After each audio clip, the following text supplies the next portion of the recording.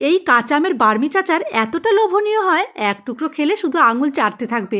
আর এই আচারটা বানানোও খুব সহজ। দেখুন আমি কিভাবে বানাচ্ছি। প্রথমে আমি হাফ কেজি কাঁচা আমের খোসা ছাড়িয়ে মাঝখান থেকে আটিটা বাদ দিয়ে লম্বা লম্বা টুকরো করে কেটে নিয়েছি। তারপর আমের মধ্যে 1 কাপ চিনি মাখিয়ে 1 ঘন্টার জন্য রেস্টে রেখেছিলাম। সম্পূর্ণ চিনি গলে সুন্দরভাবে রস তৈরি হয়ে গেছে। রসসহ আম কড়াই দিয়ে একটু জাল করে নেবার পর এর মধ্যে পরিমাণ মতো লবণ, লাল লঙ্কার গুঁড়ো, হলুদ গুঁড়ো, চিলি ফ্লেক্স দিয়ে আবারও জাল করতে হবে। এবার শুধু মাঝে মাঝে একটু করে নাড়াচাড়া করে দেবো আর জাল করে করে সম্পূর্ণ রসটাই শুকিয়ে ফেলবো। তবে একটা আমের টুকরোও কিন্তু ভাঙবে না, সবগুলোই গোটা থাকবে।